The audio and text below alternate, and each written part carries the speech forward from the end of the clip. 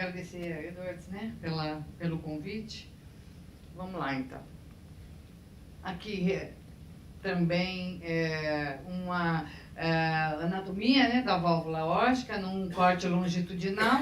Para falar de válvula aórtica, eu vou falar posteriormente de TAV e tudo, então é importante ver os folhetos da válvula aórtica, né, então os coronarianos, o não coronariano, a região sino tubular, que é essa região que também tem que ser medida na TAV, e a relação de todas as estruturas em volta da válvula aórtica.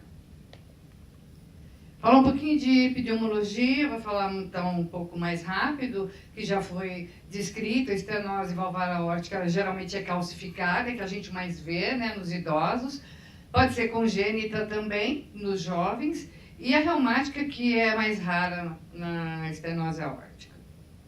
Então, a estenose aórtica calcificada é a causa mais comum de estenose aórtica em adultos, que é aquela degenerativa mesmo, né? A incidência, geralmente, com mais de 65 anos, mas que a gente vem encontrando também um aumento progressivo dessa incidência, com pacientes até de 85 anos, com 8% de estenose aórtica calcificada. A mortalidade cirúrgica varia, né, de acordo com o centro, e 1/3 desses pacientes de estenose aórtica calcificada já não apresentam condições cirúrgicas e anteriormente eram mantidos em tratamento clínico. Aqui também as imagens da estenose aórtica calcificada. A válvula aórtica com aspecto normal, uma válvula aórtica tricúspide calcificada, como foi falado, os nódulos, né, de calcificação nos folhetos, uma tricúspide com intensa calcificação, uma pequena abertura da área valvar, e aqui uma válvula aórtica bicúspide calcificada. Estágios da válvula aórtica, da estenose aórtica em si. Tá? No Guideline de 2014, do American Heart, ele vai utilizar esses parâmetros para fazer a evolução da estenose aórtica. Então, eles subdividem, né, a estenose aórtica nos estágios A, B, C e D. Para nós, os mais importantes são o C e o D. O C são aqueles que os pacientes evoluem assintomáticos, e D, aqueles que já apresentam os sintomas, sendo subdividido em D2, os pacientes com baixa fração de ejeção, e D3, a fração de ejeção normal. No Guideline também, eles avaliam a severidade e os sintomas, a anatomia valvar, os parâmetros hemodinâmicos que já foram citados de gravidade da estenose aórtica, a velocidade de pico, o gradiente valvar e a área do anel valvar, além dos sintomas. Então, aqui está a classificação de acordo com o estágio, né, reforçando os pacientes assintomáticos, a classe C, né, tanto C1, C2, qual a diferença? A estenose aórtica aqui ela é severa, porque tem uma velocidade máxima maior que 4, um gradiente maior que 40 e uma área valvar menor que 1 centímetro quadrado. Porém, o paciente é assintomático. Na dúvida da indicação, vamos ver as consequências que o paciente pode ter. Se ele já começa uma disfunção diastólica, se ele já tem uma hipertrofia, mesmo com fração de ejeção normal. É assintomático? O que a gente faz? Confirma com sintomas em teste ergométrico. Então, você faz um teste de esforço ou até um ecoestresse. Se o paciente apresentar sintomas, é porque ele tem indicação cirúrgica. Aqui é o paciente que é assintomático, tem uma estenose aórtica já severa, só que a fração de ejeção já está menor que 50%. Vocês vão depois ver no algoritmo que tem indicação cirúrgica. Aqui já os estágios D, também do American Heart, já com os pacientes sintomáticos, com uma estenose aórtica importante, já com disfunção, hipertrofia e HP, tá? Em que aparecem os sintomas, né? Dispneia, angina, síncope ou pré-síncope. Qual a diferença desses aqui? Né? Aqui é o paciente que ainda apresenta uma fração de ejeção normal, aqui a fração de ejeção é menor que 50%. Também todos com sintomas. Sintomatologia que todos sabem. Então, lembrando que a estenose valvar aórtica é uma doença crônica progressiva, tem um longo período latente com pacientes assintomáticos e os principais sintomas realmente a dispneia, insuficiência cardíaca, angina, tonturas, síncope, por diminuição da perfusão cerebral e por último aí a morte súbita. Evolução da doença. Então, isso que acho que o cardiologista tinha que guardar na estenose aórtica, tá? Então, o paciente evolui muito tempo assintomático, mas quando iniciam os sintomas, a sobrevida cai muito. Então, olha aqui, gente, a sobrevida após o início dos sintomas é de 50% apenas em 2 anos e de 20% em 5 anos. Então, não deixar chegar o início dos sintomas, porque a progressão, a qualidade de vida e a sobrevida cai vertiginosamente. Esse gráfico mostra exatamente como é a evolução na estenose aórtica do paciente assintomático e a queda na sobrevida do paciente sintomático. Então, é aqui que a gente tem que intervir. Fatores de risco, principalmente para aqueles pacientes com estenose aórtica que são assintomáticos. O que a gente vai avaliar? Então, podemos fazer avaliação com teste ergométrico, com sintomas evidentes. Se ele tiver sintomas no teste ou hipotensão, tem indicação de terapêutica invasiva. Uma área valvar aórtica já menor que 1 centímetro quadrado, diminuição da área valvar é maior que 0,1 centímetro por ano. Então, o cardiologista tem que acompanhar essa evolução para ver quando será a indicação. A velocidade de fluxo, que é maior que 4 metros por segundo, já uma hipertrofia acentuada, né, de 12 a 14 milímetros em mulheres e 14 a 16 em homens. Então, observar isso também, mesmo no paciente assintomático. E a disfunção sistólica ou elevação de BNP. Parâmetros ecocardiográficos. Então, aquilo que já foi descrito, uma área valvar menor que 1 centímetro, ou um gradiente maior que 40, né, uma velocidade de pico de fluxo maior que 4,0, já é uma estenose aórtica severa. Opções de tratamento. Hoje em dia, todos os guidelines falam no Heart Team, né? E isso seria um consenso entre o clínico, o hemodinamicista e o cirurgião, tá? Na indicação da estenose valvar aórtica, a valvoplastia por balão na válvula aórtica é diferente da valvoplastia mitral por balão, que é super efetiva. Na valvoplastia aórtica, ela serve apenas para uma ponte ou para cirurgia, um paciente que vai fazer uma cirurgia não cardíaca, de urgência, então a gente faz a valvoplastia por balão. Temos a troca valvar cirúrgica, que a gente vai falar um pouquinho depois, e a TAV, que é o implante de válvula aórtica transcateter. Para falar de guidelines, a gente tem que falar, né, de graus de recomendação e níveis de evidência. Esse é do American Heart, que todo mundo já conhece, classe 1, que realmente o benefício é muito maior que risco, e as classes 2A, 2B, que vão acrescentar agora também nos níveis de evidência, por exemplo, estudos randomizados, estudos não randomizados, classe 2B, classe 3 e aquele que é classe 3 em que o risco é maior que o benefício e o procedimento é contraindicado. Só para reforçar por causa dos guidelines. Então, aqui vamos falar dos guidelines. Esse aqui é o guideline europeu, que é a versão de 2012, é a última, tá, do europeu. O que fala o guideline o europeu da estenose aórtica, tá? Eu achei esse algoritmo interessante para o cardiologista clínico para acompanhar, porque ele divide estenose aórtica severa. O paciente é sintomático? Se sim, então, olha, já vai direto, se vocês olharem aqui, apenas vai ver a contraindicação da cirurgia ou não, mas sempre vai para a terapêutica, tá? Paciente, assintomático, você vai na fração de ejeção, é menor que 50%? Sim, já vai direto para a cirurgia. A fração de ejeção é normal e você vai avaliar, então, outros parâmetros, como eu já descrevi. já descrevi, né? Vai para teste, se aparecem os sintomas, você indica cirurgia. Então, é só realmente a conduta na estenose aórtica.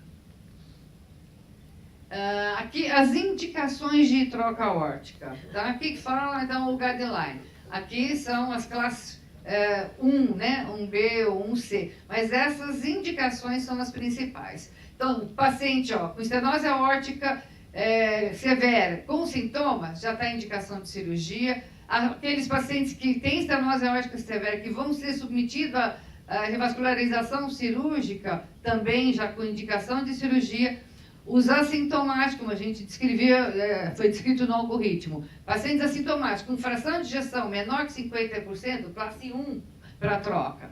E pacientes assintomáticos com estenose aórtica severa, mas que têm já sintomas no exercício, classe 1. Basicamente, o algoritmo que eu descrevi. O que é importante para a gente aqui nesse momento? Tá? Então, todos no guideline europeu, sobre a TAV, ele só vai entrar aqui.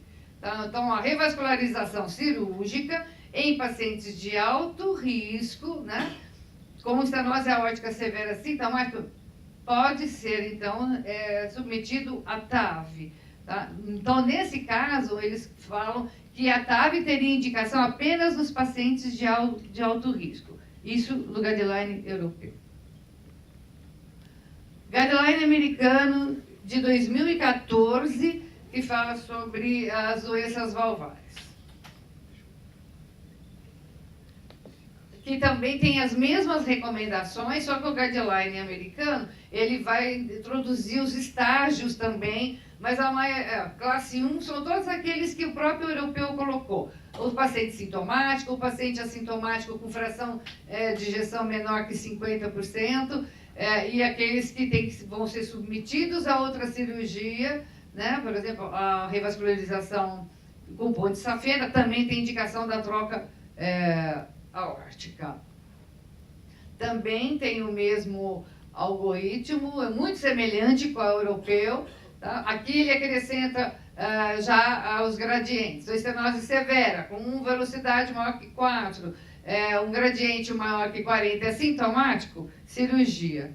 Tá? E é muito semelhante com o europeu. Sumário das recomendações. Aqui, o que é importante para a gente?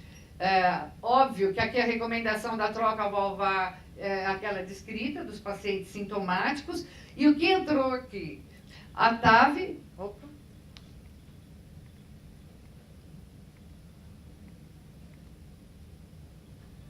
A TAV é recomendada em pacientes que teriam um risco cirúrgico proibitivo, tá? Ou então aqueles pacientes que teriam uma indicação de cirurgia de alto risco. Então, no Guideline 2014, a TAV entra apenas para risco cirúrgico proibitivo ou alto risco cirúrgico. Qual a modificação que veio, então, agora no Guideline americano de 2017? Aquela indicação, são aqui as novas recomendações, né? Por exemplo, a TAV agora também já entrou nos pacientes que têm risco cirúrgico moderado. E aqui também, razoável alternativa em pacientes com estenose aórtica severa com risco cirúrgico imediato. Então, aquela indicação da TAV, que era 2A-B no anterior, agora já é 1A. Então, a TAV já está entrando como uma terapêutica com indicação 1A. E agora entrou também com pacientes já de risco moderado, e não só elevado risco cirúrgico. Então, esse é um resumo das novas recomendações do Guideline agora, de 2017, em que a TAV entrou aqui, ó, classe 2A, para pacientes de risco cirúrgico moderado. E no alto risco ou risco proibitivo também é classe 1. Já foi no FDA, também já foi indicado 2 válvulas, inclusive a SAPIEN, né? Para pacientes com estenose aórtica com risco intermediário. Essa é a novidade de 2017. Vou falar um pouquinho de TAV rapidamente, que eu sei que vai ser falado posteriormente também, mas por causa de a gente tratar no dia a dia pacientes com estenose aórtica, com implante de válvula aórtica transcatéter. O que é importante para o cardiologista clínico saber para poder indicar uma TAV? Aqui eu coloquei apenas, novamente, a anatomia para a gente ver quais são os diâmetros, né, que devem ser medidos para a gente indicar um implante transcatéter. Aqui dá um bom exemplo. O que a gente vai precisar? Da área, né, do anel valvar. Aqui o diâmetro realmente nos seios, próximo dos seios coronários, na raiz da aorta. Aqui o diâmetro da aorta ascendente. Na junção sinotubular. E além desses diâmetros que a gente precisa, a gente tem que saber a distância do anel valvar ao ósseo coronariano. Quem vai nos dar é a angiotomografia, apesar que o ecocardiografista hoje também já está querendo nos mostrar a distância. Então, o cardiologista vai solicitar ecocardiograma e angiotomografia no intuito de obter essas áreas para o hemodinamicista indicar qual a melhor prótese para a estenose aórtica. Então, aqui uma evolução tecnológica rápida, só para vocês saberem, né? Então, aqui é uma prótese autoexpansível, a SAPIEN da Edwards, que é expansível por balão, e um outro tipo de prótese também de transcatéter da Boston, que é a Lotus. Indicações da TAV, isso aqui já é um pouco mais antigo, agora em 2017 já pode, o risco intermediário já entrou aqui, né? Mas nós indicávamos a TAV para pacientes com mais de 75 anos, uma área valvar menor que 1 centímetro quadrado, é uma estenose aórtica severa, né? Um gradiente médio maior que 40 milímetros, velocidade de jato maior que 4. Isso é a indicação da estenose aórtica grave. A gente utiliza também o Euroscore logístico, hoje em dia o Euroscore 2, que eu vou mostrar para vocês, e o STS Score. Quando for maior que 10, realmente é um risco intermediário, já é um risco grave, por isso a gente indicava a TAV. Então, um risco cirúrgico elevado ou proibitivo. Pacientes com menos de 75 anos, e isso até sair a nova diretriz, né? A gente fazia com pacientes com aorta em porcelana, com hipertensão pulmonar, doenças do tecido conjuntivo, tórax hostil de pacientes com radioterapia, que ia ser difícil a abertura do tórax, então tinha indicação de TAV, embolia pulmonar de repetição, ciência respiratória dependente de oxigênio, fragilidade e recusa ao tratamento cirúrgico. Isso era o que a gente indicava a TAV. Atualmente já estamos indicando em pacientes de risco intermediário.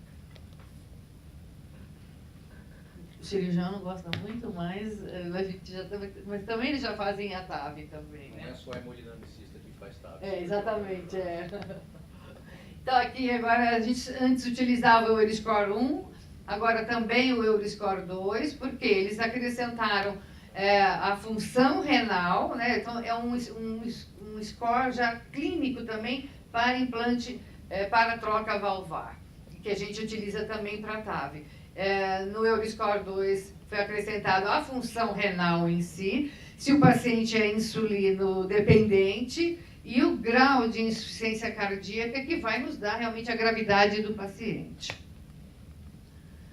O STS Score também nós utilizamos, que é utilizado tanto para troca valvar aórtica quanto para TAV. Protocolo TAV é aquilo que eu queria reforçar com vocês. É o paciente que vai ser submetido a TAV, então quando a gente for pedir ecocardiograma e angiotomografia para a indicação de TAV, é só a gente colocar protocolo TAV. eles sabem quais os diâmetros que devem ser medidos. O diâmetro do anel, 4 centímetros acima da junção sinotubular, o diâmetro da aorta ascendente, o próprio ecocardiografista já sabe. E, principalmente, a área do anel valvar, que vai nos dar o tamanho também da prótese.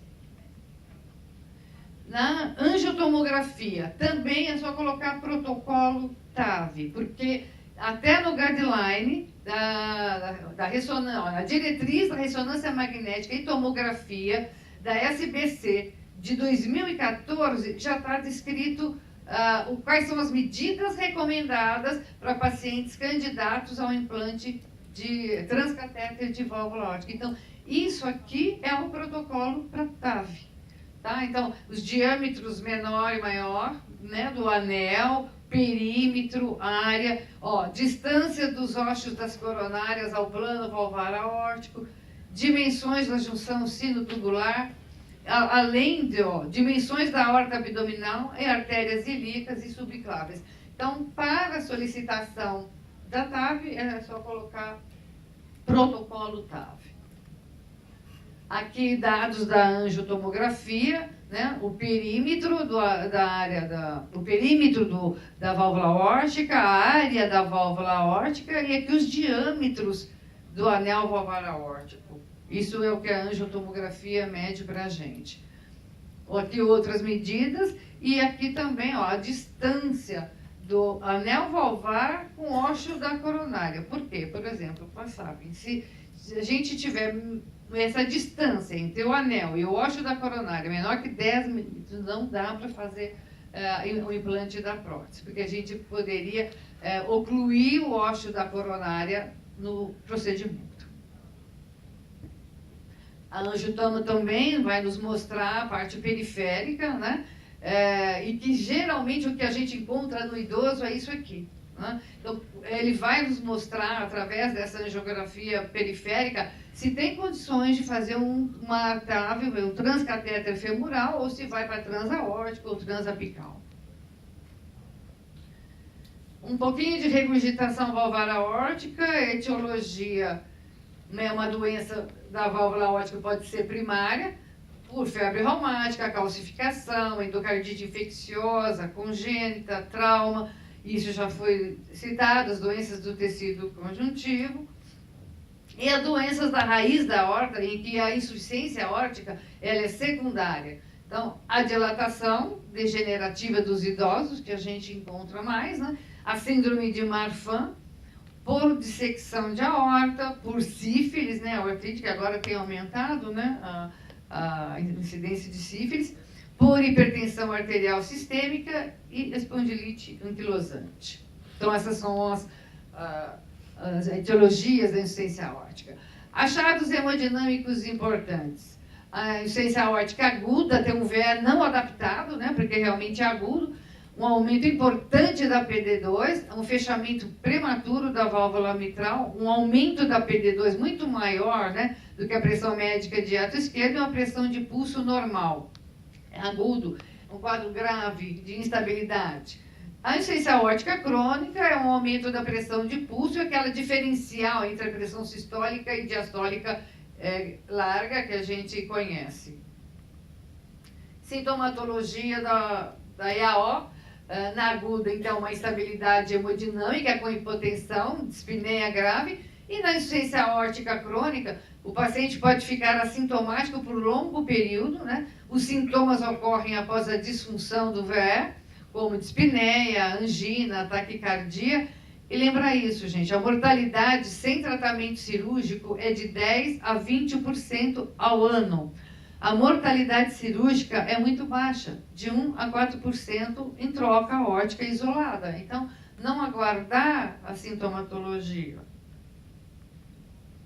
Aqui também os estágios no guideline americano da insuficiência aórtica, ele utiliza alguns outros parâmetros, né, ecocardiográficos de severidade também, mas os estágios são os mesmos, com paciente assintomático, com paciente sintomático, avaliando também fração de ejeção, mas principalmente no ecocardiograma, vena contracta, diâmetro sistólico e diastólico, para diferenciar um paciente do outro. Indicações cirúrgicas, então, no guideline europeu, tem as mesmas indicações classe 1. Então, o paciente sintomático com IAO severa, também indicação de troca. O assintomático com fração de ejeção menor que 50% também vai para a troca. E aqueles pacientes que vão ser submetidos à cirurgia, por exemplo, com revascularização miocárdica cirúrgica. E observar, cai para classe 2A, aqueles pacientes que são assintomáticos com uma fração de ejeção maior que 50%. Então, se a gente vai avaliar aí o diâmetro do véio. No guideline 2014 americano, aqui tem o mesmo algoritmo e avaliando também esses dados de ecocardiograma. Então, o paciente tem uma EAO, se você sabe que é severa, mas ele pode ser assintomático no estágio C ou sintomático no estágio D. Você vai avaliar os outros parâmetros. Então, a vena contrata maior, se tem um volume residual também maior. Um paciente sintomático vai para a troca. Paciente assintomático, você vai olhar os outros parâmetros. Fração de ejeção, os diâmetros, para indicação de troca ou não. Aqui também as indicações, mas é como se fosse um resumo daquele algoritmo, né? As indicações que a gente já falou de classe funcional 1, os pacientes sintomáticos ou os pacientes assintomáticos com baixa fração de ejeção. Terapia medicamentosa, então, para a IAO classe 1, é o tratamento de hipertensão, quando a pressão sistólica for maior que 140, é recomendado em pacientes com insuficiência aórtica crônica, preferencialmente o bloqueador de canal de cálcio, díodo piridínico, ou IECA ou BRA. Já em classe 2A, uma terapia medicamentosa com IECA ou BRA, e aqui entra beta-bloqueadores, quando os pacientes têm IAO severa, mas que têm sintomas de insuficiência cardíaca. Próteses. Aqui, a escolha da prótese vai depender principalmente da idade dos pacientes. O que eles referem? A escolha da prótese vai depender no processo de decisão do próprio cirurgião, né? Agora, isso que, acho que para o clínico que é mais importante, a bioprótese, ela é recomendada para aqueles pacientes que que teriam, né, contraindicação de anticoagulação, tá? Aqueles pacientes com menos de 60 anos, no guideline de 2014, no guideline de 2017, isso aqui já caiu para 50 anos. Então, pacientes com menos de 50 anos, para troca aórtica, utilizar prótese mecânica. Pacientes com mais de 70 anos, prótese biológica. Acho que isso é o mais importante que o cardiologista deve guardar. Aqui, então, a demonstração do Guideline 2017, né, que para nós, o que modificou em relação de 2014, né? Aqui entra a valve-in-valve, que poderia ser o tratamento de um paciente com uma alteração da prótese aórtica, então entraria aqui o valve-in-valve, e entrou aqui também, essa nova modificação dos pacientes que eram abaixo de 60 anos, entrou agora abaixo de 50 anos. Então, pacientes abaixo de 50 anos devem ganhar prótese mecânica. Essa subdivisão também, né, possibilita o clínico também discutir com o cirurgião. Então, pacientes com menos de 50 anos, prótese mecânica, e pacientes com mais de 70 anos, bioprótese. E por suas indicações, né? A durabilidade da mecânica, o paciente tem que ser de baixo risco para anticoagulação. E, geralmente, o paciente com 70 anos tem complicações grandes com anticoagulação. Então, a gente indica bioprótese para não ter que anticoagular. Esse guideline de 2017 fez algumas modificações em relação à anticoagulação também. Muitas indicações de anticoagulação, eles mantiveram as recomendações de 2014. Tá? Então, NR entre 2,5 para os que usam a varfarina, entre 2,5 e 3. Tá? A única mais importante, uma das mais importantes que modificou, são aqueles pacientes, por exemplo, eles recomendam que faça uso 3 meses de anticoagulação para TAV, uso de aspirina associado a bioprótese aórtica, tá? Em pacientes com bioprótese aórtica poderia ser utilizado aspirina. E aqui as novas indicações foi para uma prótese aórtica, que é para manter o NR entre 1,5 e 2, uma determinada prótese aórtica. E aqui entraram, então, uma anticoagulação, isso é novo, tá, para a gente. Sempre mantivemos, como para a TAV, a associação do clopidogrel e aspirina em baixa dose por 6 meses. Nesse guideline 2017, eles estão recomendando para os pacientes que têm baixo risco de sangramento, anticoagulação com INR ao redor de 2,5 por 3 meses depois da TAV. O que a gente pode discutir nesse caso é um novo guideline de anticoagulação para TAV durante 3 meses. Só que geralmente os pacientes que a gente tem feito ainda esse implante de válvula aórtica são idosos, geralmente acima de 75 anos, 80, 85. Então, avaliar bem os pacientes que se realmente são de baixo risco de sangramento. Acho que é isso aí. Resumo.